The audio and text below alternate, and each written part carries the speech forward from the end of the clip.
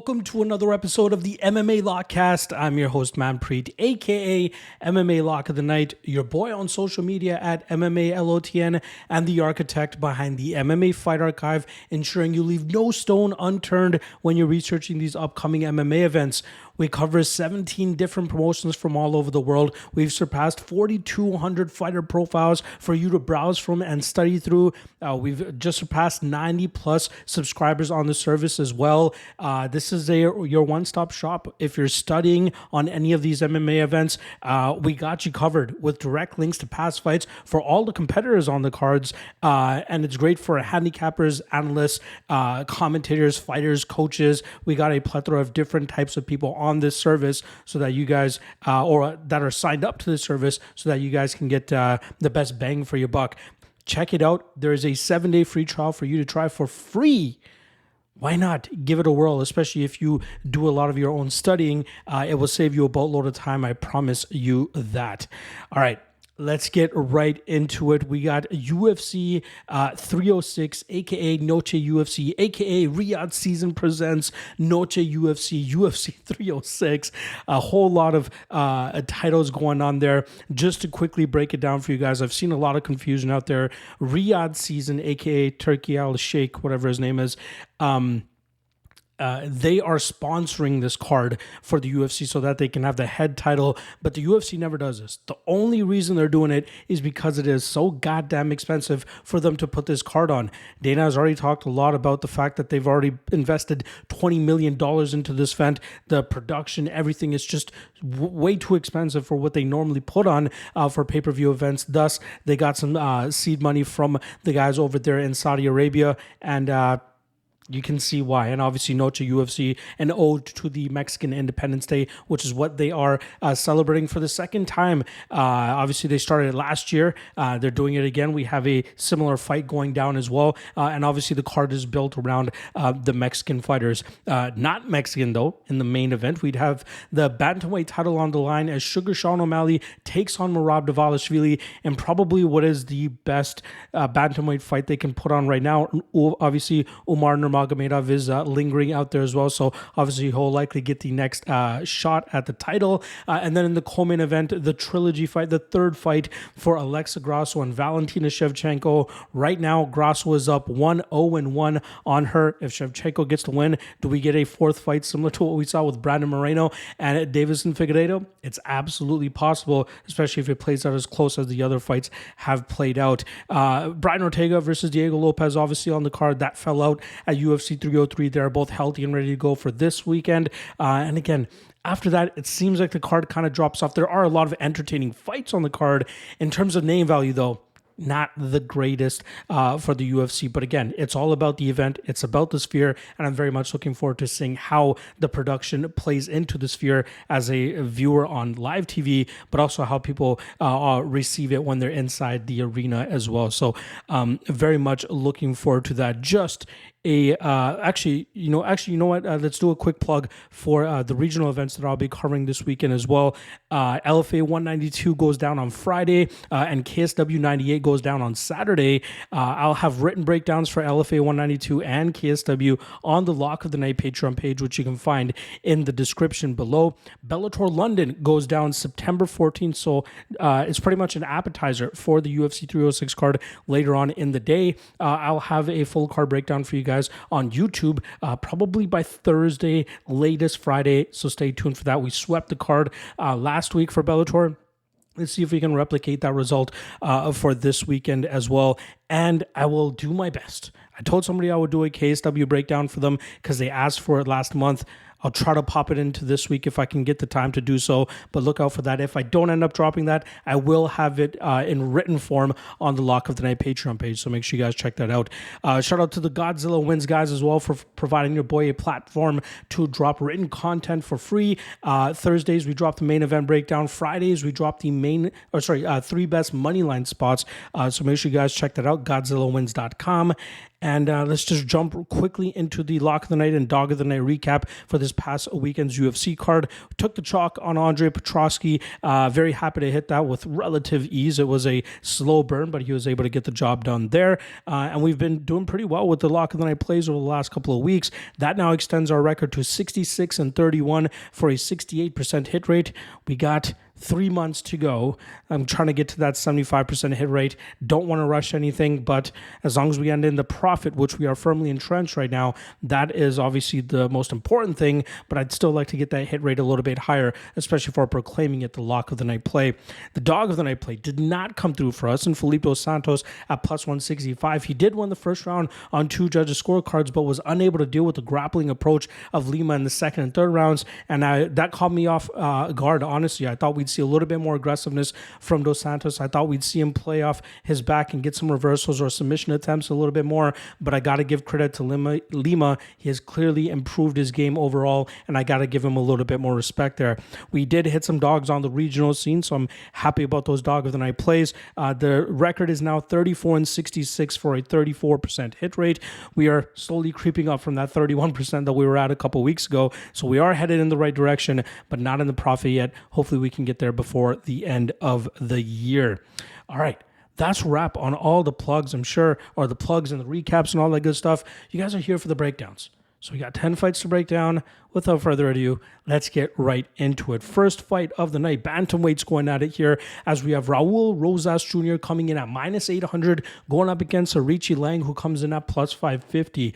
Now, Raul is 2 fights removed now since suffering his first professional defeat at the hands of Christian Rodriguez. He bounced back with a quick TKO victory over Terrence Mitchell, and then eventually submitted Ricky Turcios back in June by second round, a rear naked choke. Beautiful work there from Raul Rosas Jr. I thought that was his toughest fight to date besides the Christian Rodriguez fight.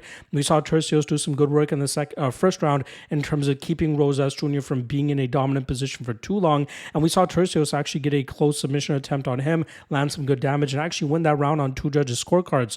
But that did not matter as Rosas Jr. in the second round was able to get the position that he needed to eventually sink in the rear naked choke and get the tap. Turcios is historically a very hard guy to put away, so the fact that a 19-year-old Raul Rosas Jr. was able to do it, it goes to show how talented this kid actually is. And again, he is only a month shy of his 20th birthday. It's crazy the skill level and experience that he's accruing at this stage of his career, and the fact that he is a grapple-heavy fighter means that he's not going to take a lot of damage, especially if he continues to get fights to the ground and into the grappling exchange with as much ease as he has been able to do as of late. That should help prolong his career, especially with him starting it off so early here. BJJ wrestling, that's pretty much the name of the game for him. Not a whole lot of striking, a lot of pot shotting, a lot of flashy kicks, but he doesn't make no bones about it. He does a great job in terms of crashing the distance and getting right to his wrestling so he doesn't have to play on the feet too much. That's what he's going to have to be concerned with doing here against Aoriqileng, who loves to go out there and create wars and pull his opponents into these pocket exchanges where he can land some big shots and put them away. Last time around, wasn't looking too good for him against Daniel Marcos in a fight that it looked like Marcos was pretty much running away with it. For about 8 minutes, we saw Marcos chip away at Aoriqileng, bloody him up a little bit, and then they exchanged a couple groin kicks in that second round that eventually led Aoriqileng unable to compete or continue competing in that fight, and that fight ended up being ruled a no contest. Aoriqileng has done great work since joining the guys down there in Arizona at Fight Ready. Got to commend what they've been able to do with a guy who came in purely as a war machine, a guy that would just go in there and try to take people's heads off, and he started to do it a little bit more technically and a little bit more methodically. Unfortunately for him, I think that this is a horrible matchup for him. I think Rosas Jr. will cut the bullshit. I think he'll get this right into the grappling realm, and I think he'll be able to find that submission pretty quickly on Aoriqileng. Obviously, we've seen Aoriqileng fight other capable grapplers like Jay Prawn and Johnny Munoz Jr., but nobody as aggressive and as dangerous with submissions as a guy like Rosas Jr. So I don't mind the round 1 shot here on Rosas around plus 145, plus 150. I saw his round 1 TKO prop at plus 1200, which is always worth a little bit of a sprinkle Shevchenko when you have somebody as proficient in the grappling realm as Rosas Jr. is. Just as we saw when he TKO'd Terrence Mitchell, it's always on the board. Plus 1,200 is worth a little bit of a sprinkle, but the majority of my action will likely be on the round 1 prop here. So I'm going to go Rosas Jr., and I think he gets this done pretty efficiently and pretty quickly in round 1. Next up, we got a banger of a flyweight matchup between Edgar Chairez coming in at plus 190, going up against Joshua Van, who comes in at minus 225. Now we'll start off on the Edgar Chairez side, who can finally put the Daniel Lacerda chapter behind him after a failed scheduled meeting, a no contest due to a premature stoppage, and then finally getting rid of him. I believe that took place back in February, where he was able to submit Lacerda with the first round submission. Beautiful work there from Chairez. Chairez is an aggressive and very good fighter, very fun fighter, I should say. Even in his Contender Series loss to Clayton Carpenter, it was clear that he earned a lot of love from the fans, considering how much closer he ended up making that fight compared to where the odds were. Not to mention, the UFC obviously kept a very close eye on him, and after 2 wins on the regional scene, they ended up bringing him in as a short notice spot to take on Tatsuro Taira, and he was looking pretty good in that fight, especially in the striking zone. Unfortunately for him, he had a little bit of lapse in judgment and jumped for guillotine twice in rounds that he was actually winning on the feet. And that led to Tatsuro Taira ended up grinding him out and winning that fight on the scorecards. And then obviously the whole Lacerda shenanigans ensued after that for Chairez. But fun fighter, 28 years old, loves to push a presser, loves to get wars going with his opponents, loves elbows, loves knees, very good striker, very aggressive with his BJJ as well. But I don't know if he can really take it to the next level. And this weekend will be a good test to see how far he can actually take it. He's going up against Joshua Van, who was on a scorcher of a run since joining the UFC back in June of 2023, winning his first fight on short notice against a tenured veteran in Zhalgas Zhumagulov, defeating him on the scorecards. In his next fight, goes out there, has a slow start against Kevin Borjas, and then picks up the speed in the second and third rounds and ends up winning that fight on the scorecards. The next fight, Felipe Bunes, again, slow start for Van, and then he goes out there and finishes Bunes in the second round. Then his next fight, he goes up against Charles Johnson. It was 6 months removed, but he did have 4 fights fall through in that amount of time. But he goes up against Charles Johnson, and that fight was close. Say what you want about it, but it was close leading up to that finish that Johnson was able to secure in the opening seconds of the third round. One judge had it 2-0 Johnson going into the third. One judge had it 2-0 Van, and one judge had it 1-1.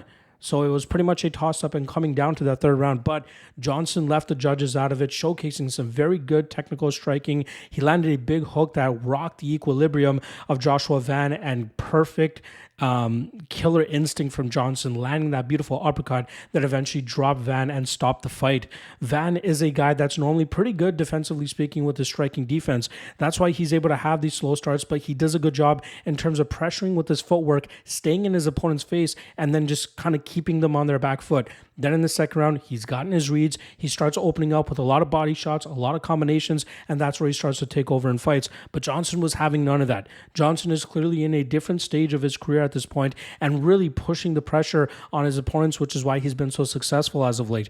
And unfortunately for Van, he was on the receiving end of that Charles Johnson magic.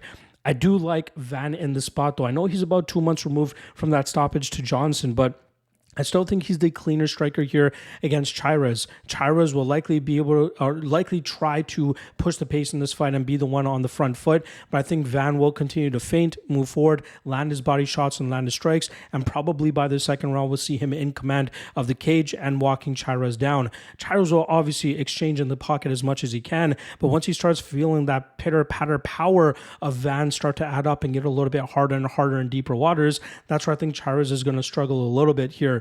Minus 225 is just a little bit too wide for me on Van. I do think that Chairez's willingness to exchange in the pocket makes him much livelier than the odds actually indicate here.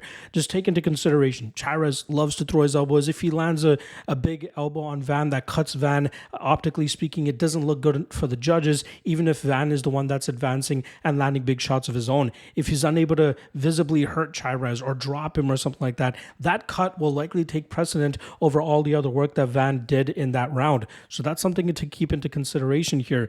I still like Van in this spot. I still think we'll see him walk down Chairez in the second and third rounds, landing the better shots, possibly getting some knockdowns here. But I do think Van wins this fight on the scorecards. But again, I'd prefer him closer to minus 185 than the minus 225 that he's currently at. All right, next up, we got a women's strawweight matchup here between Yasmin Jauregui coming in as, I believe, the second biggest favorite on the card at minus 455. She goes up against Souza, who comes in at plus 355. Now, we'll start off on the Yasmin Jauregui side, who was able to distance herself from that 22nd knockout loss that she suffered at the hands of Denise Gomez. Last time around, she went out there and absolutely battered Sam Hughes over 15 minutes. And I will admit, when I am wrong, I gave Sam Hughes a little bit too much credit that night and thought she could pull off the upset, but I overlooked the physicality advantage of Jauregui. Anytime Hughes tried to get into the distance and try to get a wrestling going, Jauregui was just too strong for her and it was able to shake her off and get back to her striking game. And then when these two were throwing down and exchanging punches, it was clear that Jauregui was landing with way more impact, and that obviously it had the effect on the judges that it had to allow her to go out there and win that fight on the scorecards. She's still only 25 years old. You know, I think if her and Denise Gomez rematch, she likely gets the better of her this time around and kind of is a little bit more aware of what's coming her way in the opening seconds of the fight, so she doesn't get knocked out as quickly as she did last time. She's very talented, especially in the striking game, and she's carved out of stone. This girl is one of the more jacked women that we have on the roster. Maybe not like Ariane Carnelosi level, but still very, very well in shape, very good physique, and it works out for her in the cage as well. Very slick striking. That's what you really have to focus on here with Jauregui. Good footwork, good combinations, good range management. If she continues to build upon that, she's going to be somebody to keep an eye on in the strawweight division. Now, she's going up against Souza, who is the former Invicta FC flyweight champion. That's the title she held when she came into the UFC and ended up getting submitted and had her knee torn to shit by Karine Silva. We saw her sit on the sidelines for about 10 months before she eventually returned earlier this year and took on Marnik Man and absolutely battered her that night. Souza, nothing special about her, honestly. You know, I think a lot of her work comes from just moving around at range, skirting around at distance, landing a couple shots, getting back out to distance, but not landing anything with a whole lot of power or a whole lot of sting on it. Ground game, you know, average, nothing super special about her. So I completely understand why the bettors are all over Jauregui here, pushing her to that minus 455 line. But you have to keep in consideration 18 fights of experience from Souza. You know, she might be able to implement something here that could cause Jauregui some issues, whether it's trying to mix in some takedowns or trying to exchange in the pocket with her and make it a lot closer than the odds suggest, which is why I have a little bit of an issue in terms of fully getting there with Jauregui at this chalky line. I think she wins. Don't get me wrong. I think she wins, but even her decision prop is all the way at minus 200. I just don't see enough meat on the bone there in terms of trying to take advantage of Jauregui at this line. She wins this fight, I think, but I think that this will end up playing out a little bit closer, and Souza's again, her experience could definitely come into play here, but I think Jauregui still ends up looking like the better fighter, landing the better shots and winning this fight on the scorecards. All right, next up, lightweight banger on tap here. Which could possibly steal fight of the night if Chairez and Van don't do so, or a couple of the other fights that we have on here. But this one could definitely deliver if their chins hold up. We'll start off, we got Manuel Torres coming in at minus 120 in this lightweight matchup, going up against Ignacio Bahamondes coming in at plus 100. We'll start off on the Torres side, who has been absolutely carving up the competition in the UFC, finishing all three of his opponents in the first round. He's on a 6-fight winning streak, finishing all of those in the first round as well. His last defeat came in 2019 by heel hook. Let's hope that he's been able to shore up on his submission defense ever since then, because if he does finally fight somebody that can take him to the ground and has good enough BJJ, he might be running into some problems. Now, this is one of those guys that I've been trying to fade. Now, I can't recall if I bet against him with Chris Duncan, but he is a guy, you know, we see this archetype of fighter, comes into the UFC, a whole lot of finishes on his record, especially early finishes, but you see the few losses that he has are usually a little bit later on into fights, second, third round decision losses that they have. So you start to wonder whether this guy has a cardio issue or not. But, you know, if you watch back that Frank Camacho fight, that's a fight where he's throwing heavy shots, kind of toppling over at times as well in terms of the power and momentum that he's swinging with some of them that he misses as well. And then you see him kind of huffing a little bit. Not saying that he's, Darius Flowers heaped over, almost throwing up, cardio gassed, but still something that will play against him, especially if that fight ended up going into the second round and he's not able to land that effective power, which has made him so successful. He's dangerous, especially early. He's explosive. He's fast. He's powerful. We saw Chris Duncan hurt him. But for some reason, Chris Duncan goes for takedowns, lets him off the hook, and eventually gets his back taken and submitted. So that was a big fight IQ mistake by Chris Duncan. But there are going to be fighters that can ding Manuel Torres and then really see what this guy is actually made of. The real questions on Torres will be answered when he starts to fight guys that are not going to go away so easily. He's dangerous, trains out of Entrim Gym, very solid fighter, but I have my question marks about him. And I think we got the perfect guy this week in Ignacio Bahamondes to possibly answer those questions. We know Bahamondes has crazy durability, and obviously his forte is the striking game. So he likes to utilize his range, utilize the teep kick up the middle, the front kick up the middle, long jabs down the pipe, 1-2s, utilizing good footwork, pivoting off, getting a lot of experience recently as well. Had, I believe, a 3-fight winning streak snapped by Ludovic Klein in a fight that he did get dropped in the first round, but showed good resilience. Managed to battle back in the second round, win that round on 2 judges' scorecards, but then was held down in the third round by Klein, who, again, I think I underrated his grappling game leading into that matchup. But Bahamondes has improved his takedown defense, and he has improved his ability to throw up submissions and actually be effective with those as well. So I wouldn't be surprised if we see him actually look to maybe wear Manuel Torres down and look to take him to the ground and possibly have some success there. The Christos Giagos fight, he came out way more aggressive than we've seen him in the past, and he was able to knock out Giagos 3.5 minutes into that fight with a beautifully placed head kick. This is going to be a great fight. I think Bahamondes is technically cleaner. I think Torres is a little bit more dangerous, obviously with the power that he possesses. But I think that we'll see an educated performance here from Bahamondes to really push Torres probably into deeper waters. Again, I think we'll see Bahamondes maybe engage in the clinch, try to wear on Torres, maybe look for takedowns. I saw Bahamondes' submission prop at plus 800, worth a little bit of a shot in my opinion, especially if this fight starts leaking into the second and third rounds. But I like Bahamondes here at plus 100. The easy hedge, round 1 Torres KO. But again, Bahamondes, tough to put away. Very, getting into that veteran territory now of his UFC career as well. So I'm going to go Bahamondes. I'm going to go Bahamondes, probably TKO, probably inside the distance. But again, money line is good enough at plus 100. Maybe sprinkling his round props, round 2, round 3. Not a bad way to go about it. But again, the hedge, round 1 KO Torres, plus 450 is the last number that I saw. Not a bad line to save yourself a little bit of cheddar if he does end up actually getting the win here over Bahamondes. But I'm going to go Bahamondes and Bahamondes round 2, round 3 inside the distance. All right. Women's bantamweights going at it here now. We got Irene Aldana coming in at minus 110. Pick'em price in this bantamweight matchup. Going up against Norma Dumont, minus 110 on her side as well. We'll start off on the Irene Aldana side, who had her leg chewed up by Carol Hossa last time around, losing that first round on all 3 judges' scorecards, but eventually winning the second 2 as she started to not give a fuck about her leg and start getting her boxing going and start to get ahead on Hossa there. And Hossa had no answer in terms of trying to thwart the boxing that was coming her way. Hossa did actually end up landing I believe a women's bantamweight record of 96 leg kicks that night, but you would not be able to tell considering how Aldana was fighting in the second and third rounds. Prior to that, Aldana lost on her title fight aspirations as she ended up losing to Amanda Nunes, getting obliterated that entire fight, showcasing that, she may not have what it takes to be UFC champion, but she is still a very tough women's bantamweight to deal with, just as Carol Hossa found out last time around.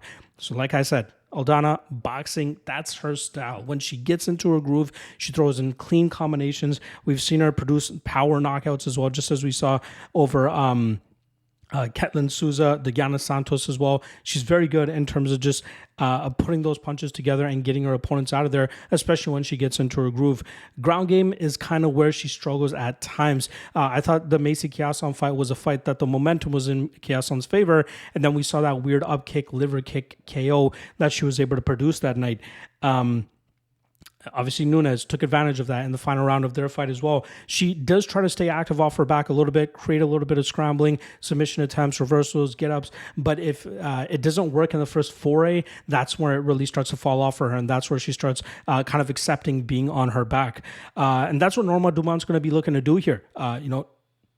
Norma fought a similar striker, or at least a kickboxer in the last matchup against Germaine de Randamie, where she had great success in the first round with takedowns and control. Second round, she struggled to get the takedown going, but was still competitive. And then in the third round, she eventually got that takedown again and rode that fight out. She's an average striker. Obviously, she'll be at a striking disadvantage here. But when she's able to get this fight to the ground, that's where she should end up having most of her success.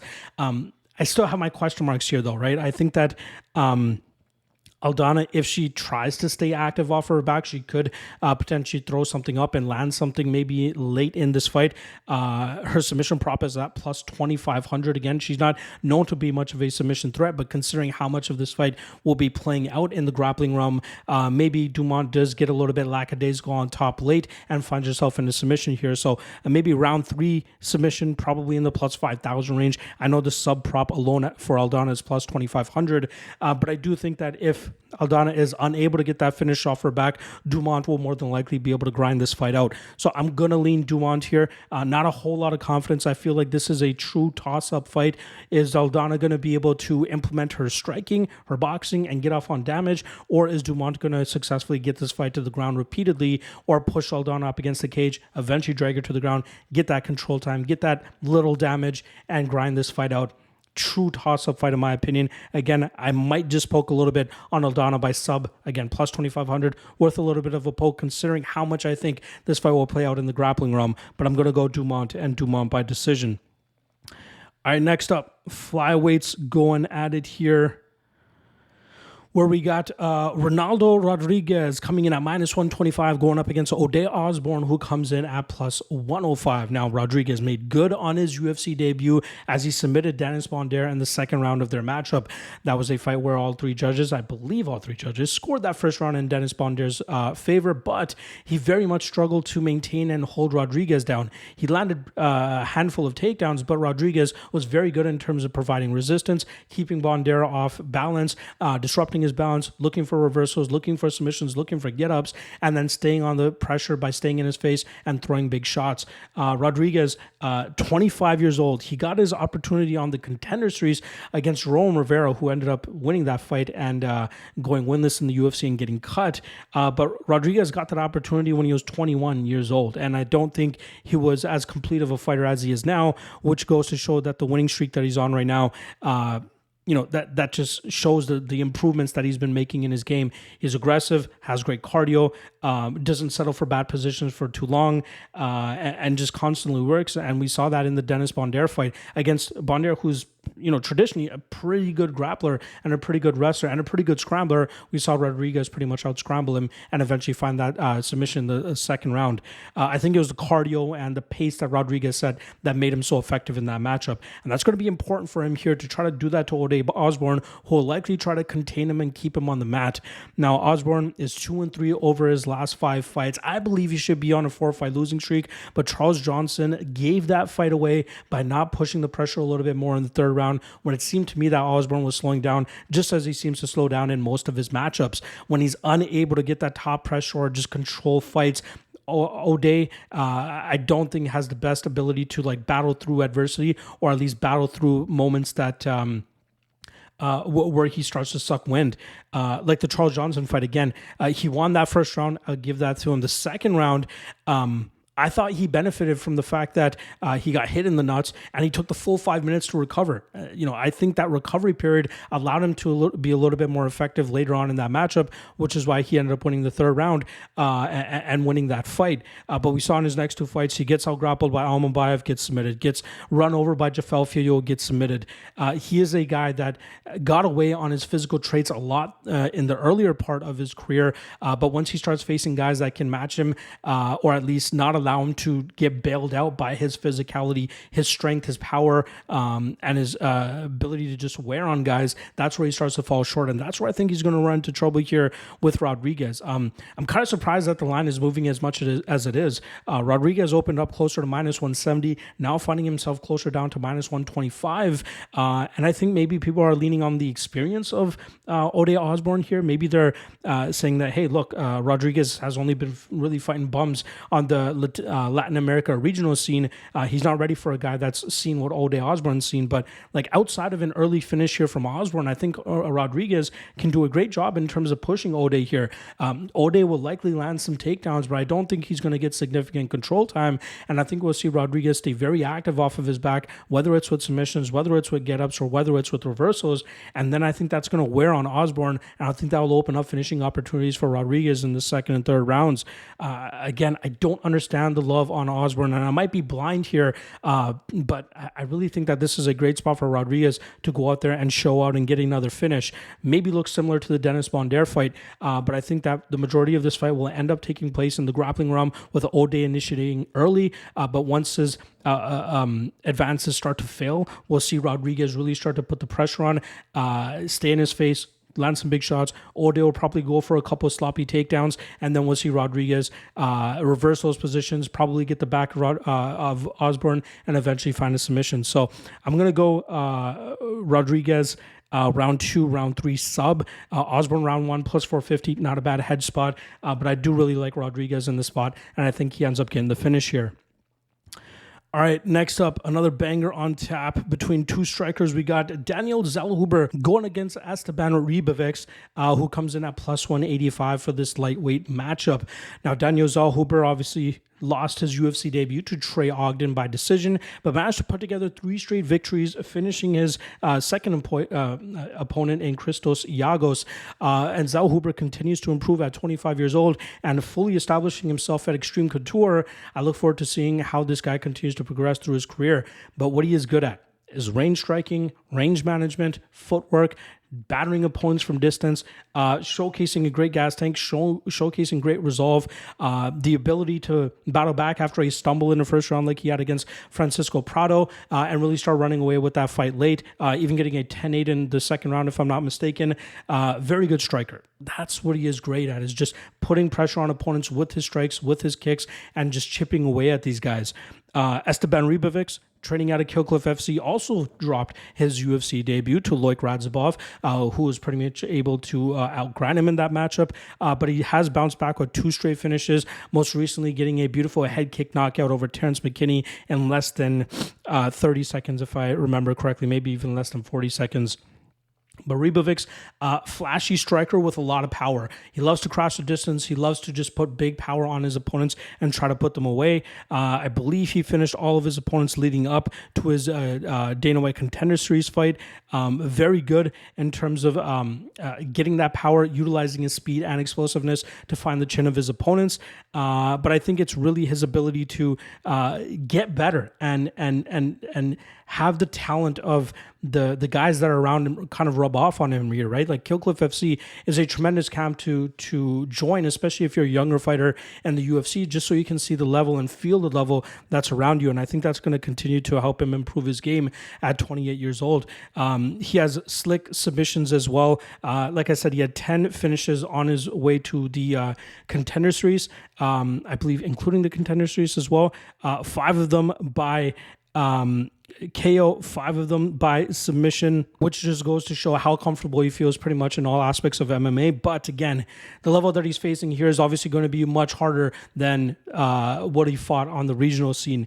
Now, going up against Zellhuber, this is a fight that I kind of feel similar to the Chairez and Van fight from earlier on in this card. The cleaner fighter is the favorite here, and they both sit at minus 220 in Zellhuber, and I think Zellhuber can do a good enough job in terms of keeping Ribovics at bay and really just chipping away at him. But there will be moments that Ribovics has some success, and that could potentially sway the judges, especially if this ends up going to the scorecards. You know, if Ribovics is able to hurt Zellhuber but not finish him, he probably ends up winning that round. But Zellhuber needs to mind his P's and Q's. We saw him slip up in the first round against Prado, so it's possible But for the most part, Zellhuber should be able to keep his wits about him, keep his feet beneath him, mind his P's and Q's, do a great job in just landing the punches from distance, keeping on his bike, keep circling away from the power and just chipping away with volume and kicks.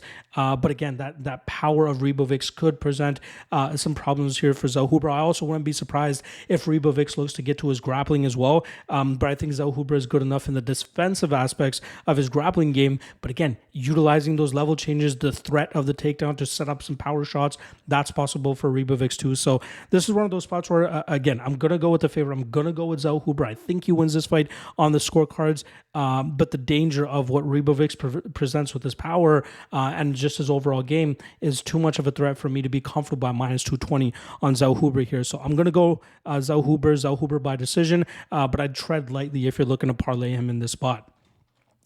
All right, next up, this is where the fights get good in terms of name value now.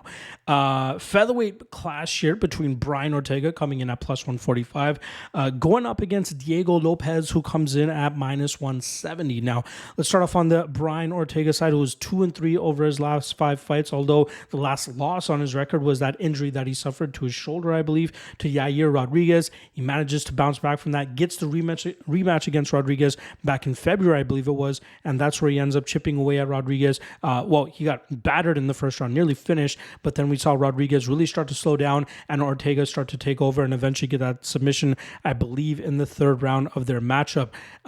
That's the case with Ortega. We know what he's about. Poor striking, but very dangerous jiu-jitsu and crazy durability, right? Max Holloway put him away with a barrage of shots. It took a lot of shots to finally get Ortega out there, and I think it was a corner stoppage as well. It wasn't even like a full-out TKO there. Alexander Volkanovski put an absolute beating on Brian Ortega, but for some reason ends up making a full 25 minutes. He's hard to put away, but he's easy to hurt, which is kind of weird to say. But once he, gets his jiu-jitsu going, once he gets into the grappling realm, that's where he is very dangerous because he's very good at finding submissions and jumping on top of those opportunities.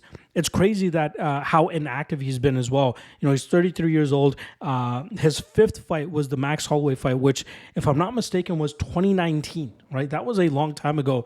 Actually, let me confirm that number because I don't want to be talking out of my ass, but I remember it was a very, very long time ago. 2018. December 2018, so almost pretty much 2019, but not been all that active as of late.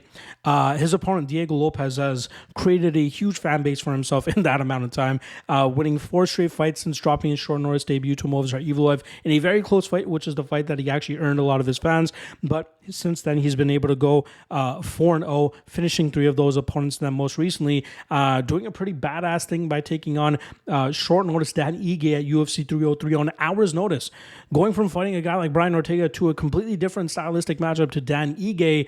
Lopes was still able to do his work, do his thing, and still get his hand raised on the scorecards. Now, what Lopes was originally known for was being the jiu-jitsu coach for Alexa Grasso. He's a BJJ black belt, highly accredited, very dangerous as well when he can get fights into that range. And a lot of people credit him for giving Grasso the skills, or letting Grasso get the skills of getting that submission to pull off that plus 500 upset when she got the title from Shevchenko. Lopes is clearly improving with the striking game, very dangerous with the power that he presents, loves to walk forward, loves to try to knock his opponents out, just like he did against Sodiq Yusuff and Pat Sabatini. But I still think he does his best work when he can get fights to the ground and utilizes BJJ. Now, in this fight, who has the better BJJ, right? Lopes is obviously so experienced that I think that he should be able to fend off the majority of submissions that are coming his way from the Ortega side. And then from there, Lopes should be able to dictate where this fight takes place. He's a better striker, has way more power. And again, as long as he stays away from putting himself in a bad position with Ortega in the grappling realm, he should be good. I wouldn't be surprised if his ego early in this fight wants to take this fight to the ground where he could try to flex on Ortega. But if this gets into deep waters and we get into like round 3 where Lopes hasn't been known to kind of slow a little bit, I think that's where Dan Ige had the most of his success as well. Maybe that's where Ortega's wizardry comes into play and he ends up finding a finish and getting a submission over Lopes there. But I do like Lopes. The veteran experience of Ortega is obviously something to keep in mind.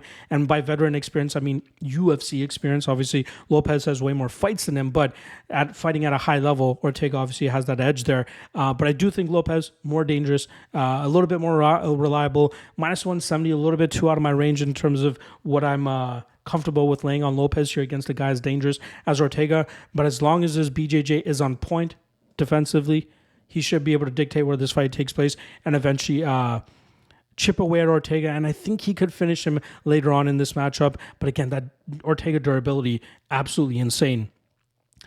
But I will go Lopes inside the distance. All right. First of two title fights up next, co-main event, the third, or Act 3. We got Alexa Grasso coming in at minus 140, looking to defend her championship against Valentina Shevchenko, who comes in at plus 120. Now, both these women, it's almost been a full year since they last competed against each other. And in that amount of time, they were actually put together or put against each other on the Ultimate Fighter, where they were coaches. I believe, I could be wrong, but I think it was Grasso's side that ended up winning that. I don't recall who was on whose team off the top of my head, but it was a fun season. But I think Grasso was getting the better of most of those spots. Anyway, Grasso, I think when she first stumbled into the UFC, or at least stumbled through her first couple fights in the UFC, I think people were starting to walk away from the type of potential they expected out of her. But once she started getting that momentum going and eventually got that title shot against Shevchenko, that's where it really changed on her, at least the narrative and the conversation about her. She's a great striker, throws great combinations, and obviously her jiu-jitsu was heavily improved, which is why she's been able to obviously beat Shevchenko in the first fight. And then in the second fight, that very crucial moment in the last minute and a half that allowed her to get the back, threaten with a submission, get some ground and pound off as well. That obviously is a testament to the growth in her game and the improvements in her game. Now, on the Shevchenko side, again, it's been very unfortunate for her. She was up on 2 scorecards in that first fight, going into the 4th round before she ended up getting submitted. And then in the last fight that went to a draw, she won the first round, won the 3rd round, probably edged the 4th round, at least in my opinion. But even that second round, let's quickly talk about that second round. She was winning most of that round, had 3 minutes of control time, but there was one knockdown that Alexa Grasso was able to land. And to me, it seemed it wasn't a shot that was close to putting Shevchenko away. I think optically, obviously, it looks very bad when you have Shevchenko falling backwards, rolling, and then eventually getting back into position. But that minor little slip up cost her that fight. But most importantly, round 5, winning that 3.5 minute, opening 3.5 minutes in that final round, and then slipping up with a takedown attempt that she had, allowing Grasso to get her back, threaten with the submission, get some ground and pound off, and then one goddamn judge. I still cannot understand it. I don't know why he's still judging fights. Mike Bell scores that round 10-8 in Grasso's favor, ultimately giving us a draw here and prolonging the rivalry between these two fighters. In my opinion, Shevchenko should be the champ right now. I thought she did enough to win the 4th round. 2 judges thought she did enough to win that 4th round, but for some reason there was a 10-8 thrown in there, which is not a 10-8 at all. We end up getting a draw. So obviously the difference is now year older for both these women. Shevchenko, 36 now. She turned 36 back in March. There is going to be a time where that age starts to catch up with her, but I still think that she can be competitive enough to actually wrestle her title back away from Alexa Grasso. I think the main thing that Shevchenko should worry about in this spot, or at least try to hone in on more, is she seemed to have more success when she was in the guard or in the half guard of Alexa Grasso, as it was easier to hold her in those positions. It's when she was advancing to full mount and trying to get the back of Grasso, where Grasso was able to shift her weight, move her hips, and eventually reverse the position and get to better positions. So if Shevchenko can be a little bit smarter in those spots and a little bit more dominant from those top positions, she should be able to grind this fight out just as she's been able to do in the past. She's still competitive in the striking. I don't know if Grasso's striking is that much better than Shevchenko's at this spot. Again, the biggest moment I believe in terms of the striking through the 2 fights has been when Grasso dropped her in that second round. But again, minor mistake in my opinion. But I think that this is a fight that Shevchenko can win. And last thing I'll say about it, Shevchenko minus 800 in the first fight, minus 160 in the second fight. Now she's plus 120. People continue to think that Grasso is starting to take that edge away from her. I don't think so. I'm going to go Shevchenko here. I'm going to go Shevchenko by decision. And I think we see her pitch a cleaner fight than she has in the past. continue to get those takedowns, continue to get that top control, hopefully shore up some of those mistakes and win this fight on the scorecards. And you, once again, Valentina Shevchenko. All right. That brings us to our main event, Bantamweight Championship on the line here, as we have Sugar Sean O'Malley looking to defend his title for the second time, coming in as a -135 favorite, going up against Merab Dvalishvili, who is looking to wrestle that title away from Sugar. Now, Sugar actually opened up as a +170 underdog, if I'm not mistaken, and now has been bet all the way up to -135. I don't know if it's the Sugar fanboys, if it's the Sharps, but clear action coming on this fight for the champion. Now, we'll start off on the Sean O'Malley side. We know what he is best at, right? This guy's really good in terms of picking his spots with his striking, setting up traps and springing them on his opponents and knocking these guys out. I think it was a disgrace in his last fight against Marlon Vera that fight even happened to begin with. I know there was a storyline. Maybe the UFC thought they can sell some pay-per-views there, but that was not a competitive fight at all. There was way more suitable opponents for O'Malley. I probably would have even given Sterling an immediate rematch rather than give Marlon Vera a shot in that fight. But regardless, it happened. Took some time, but now O'Malley finally fights somebody that's more deserving of that title fight. O'Malley's defensive grappling is obviously improving. We saw it in the Petr Yan fight. Pick apart O'Malley's run to the title as much as you want, but credit him for actually going out there and having that competitive fight against Petr Yan. Controversial decision, but it was still much closer than a lot of people expected it to be, and O'Malley still ended up coming out with his hand raised there. Interesting fight here against Dvalishvili, who is unlike any fighter that we've ever seen in the UFC. In 12 UFC fights, Dvalishvili has attempted 215 takedowns. I think I saw a stat somewhere. I forgot who posted it, but that means he shot 1.17 takedowns per minute that he's been inside the cage. Absolutely insane. More takedowns than minutes that he's fought inside the cage. He's completed 79 of those takedowns. Now, the goal isn't to control his opponents once he gets the takedowns. The goal is to just set a high pace and get them thinking about the wrestling and having to defend the takedowns and wearing these guys out so that he can either beat them on the scorecards or try to finish them. He hasn't been able to finish anybody recently other than Marlon Moraes, who we know he has a horrible gas tank. Dvalishvili just wants to break you.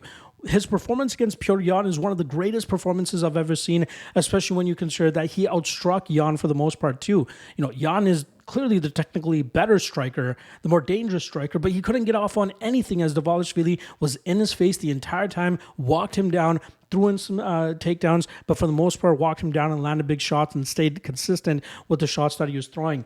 Even against Cejudo, dropped the first round, but in the second and third rounds, we saw him do something that nobody's ever been able to do to the Olympic wrestler Henry Cejudo, and that just goes to show what kind of fighter we have on our hands with Dvalishvili. Technically speaking, he may not be doing anything or most things right, or some things right, I should say, but the pace and pressure in which he fights with makes him so difficult to deal with, and that's why he has been able to put together this 10-fight winning streak and eventually earn this title shot that a lot of people think that he deserves and probably will end up winning. Now it comes down to, will the pinpoint striking style of Sean O'Malley and his wizardry in the striking realm allow him to find that big shot to put Merab Dvalishvili away? Or will Dvalishvili crowd his space, stick to him like glue, not give him the space, and eventually grind this fight out and win it on the scorecards? I lean the latter here. I think that Merab will stick close to O'Malley, mat returning, clinching, keeping him on the ground, keeping him up against the cage. O'Malley will clearly be able to work back to his feet, but it's the amount of time he's going to be able to have space or create space so that he can generate the power to find those big shots to put Dvalishvili away. It's tough to completely trust somebody that is looking for that one shot to put his opponents away to win, especially as a small favorite here as well, right? If anybody's going to do it, obviously it's somebody as good as O'Malley, but Dvalishvili's style, like we saw in the Petr Yan fight, he does not give you space or time to try to find that shot to put you away. And again, if anybody could do it, maybe it's O'Malley, but I just think that Dvalishvili is going to be too much for him. Landing takedowns, staying busy, staying in his face, cannot there were a couple moments in that Cejudo fight where Dvalishvili was inside the pocket and just throwing naked shots, and there were clear spots that Cejudo could counter him. That's where O'Malley's going to be able to get him, hit him with an uppercut, a tight hook. That's where he's going to be able to get him out of there. Dvalishvili, I'm sure he knows that. I'm sure he's not going to put himself in a position where O'Malley will have free reign on landing those shots straight down the pipe. O'Malley will have those opportunities, but I think that Dvalishvili will do a great job in terms of minimizing those opportunities and keeping pressure on O'Malley and keeping him uncomfortable. And I think that we see Dvalishvili win this fight on the scorecard. Slight dog money here. I don't mind taking a shot on him. Hoping that his durability holds up. Hoping that he sticks to him like glue and wins this fight on the scorecards. And hopefully 2 new champions on UFC Noche, because if there are, it'll be a pretty good night for your boy. There you guys go. Breakdowns for UFC 306. Appreciate the love. Appreciate the support. Coming off a very good contender series that just wrapped up right now. Again, Bellator dropping likely on Thursday, LFA on Friday, KSW on Saturday. I'll break down both of those on the Lock of the Night Patreon page. We'll try to get out a Lockcast, a bonus episode for KSW, but no promises depending on the time that I have. But I do think it should be a great weekend. It should be a fun weekend. No UFC the following week, but there is events going down that I will be covering. Obviously, Contender Series going down. We have 2 Cage Warriors events. We have PFL MENA. We have LFA 193 and OKTAGON 61. I will drop an MMA Lawcast bonus episode next week for one of those cards, probably on the Contender Series next week. For that breakdown, I'll poll you guys and see which card you guys will want me to break down for you guys. But yeah, still a ton of great content still to come to this week. Appreciate the love. Appreciate the support. Good luck on all your action, and I'll see you guys again later for the top 3 Lock of the Night candidates, as well as the top 3 Dog of the Night candidates. See you guys then. Peace.